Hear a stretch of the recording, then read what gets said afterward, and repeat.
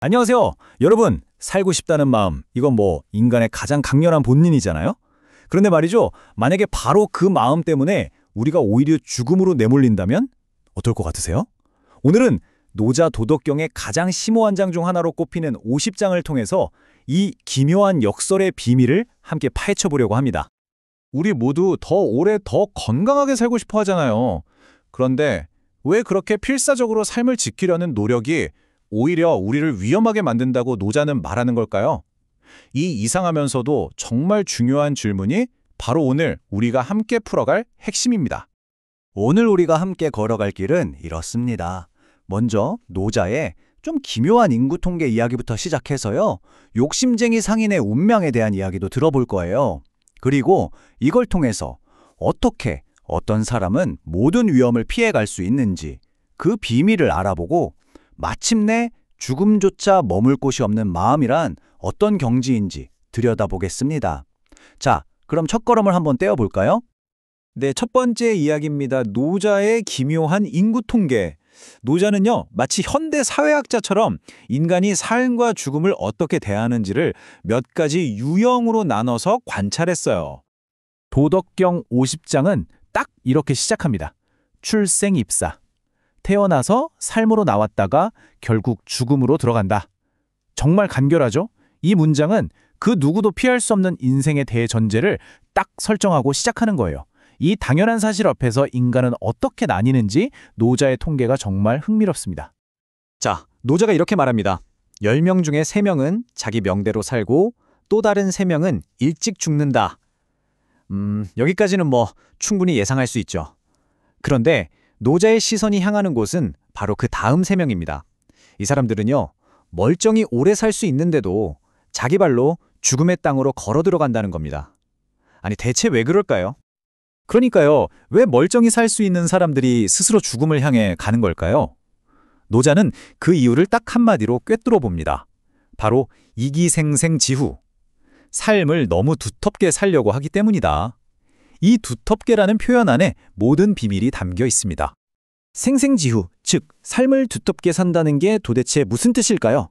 한마디로 삶에 대한 과도한 집착이에요. 예를 들어 더 건강해지려고 온갖 영양제를 막 챙겨 먹다가 오히려 몸을 망가뜨리거나 더 많은 돈과 성공을 위해 밤낮 없이 일하다가 번아웃으로 쓰러지는 거.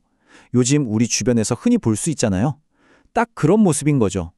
죽음이 너무 두려워서 삶을 너무 꽉 움켜쥐려고 하다가 오히려 그 손 안에서 삶이 질식혀버리는 그런 아이러니인 셈입니다. 자, 이 추상적인 개념을 좀 더 쉽게 이해하기 위해서 노자의 지혜가 담긴 짧은 우화 하나를 좀 살펴볼게요. 바로 욕심쟁이 상인의 운명인데요. 이걸 들어보시면 삶을 두텁게 사는 것이 어떤 비극을 낳는지 아주 생생하게 느끼실 수 있을 겁니다. 옛날에 한 상인이 있었어요. 이 사람은 밤마다 쌓여가는 재물을 보면서는 아주 흐뭇해했지만 동시에 내일이면 이 모든 걸 잃을지도 몰라 하는 불안에 떨었죠. 그의 마음은 언제나 더 많은 걸 원하는 욕심과 모든 걸 잃을지도 모른다는 공포로 꽉 차 있었어요. 그런데 그 장터 한 구석에는 가진 거라곤 정말 몸뚱이 하나뿐이지만 세상에서 가장 평온한 얼굴로 하늘을 보던 나그네가 한 명 있었습니다. 그러던 어느 날 갑자기 장터에 도적대가 들이닥친 겁니다. 모두가 막 혼비백산해서 도망치는데 이상하게도 도적들의 눈은 딱 한 곳, 바로 그 상인의 집을 향해 있었어요. 왜 그랬을까요? 그가 가진 재물, 그리고 그걸 지키려는 그 필사적인 마음이 마치 나를 공격해! 라고 외치는 신호처럼 보였던 거죠.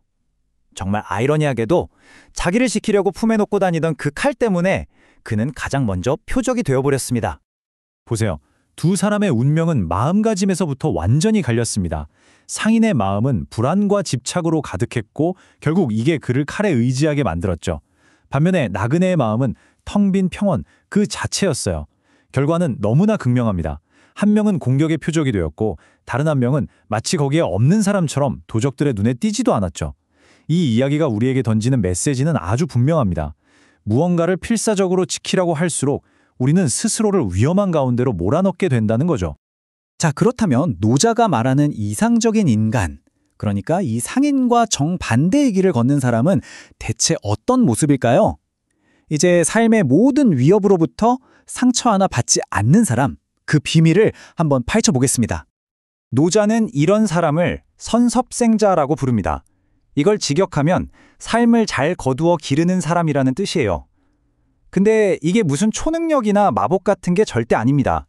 세상을 대하는 내면의 자세에 대한 아주 깊은 통찰인 거죠. 노자는 여기서 아주 강력한 비유를 사용하는데요.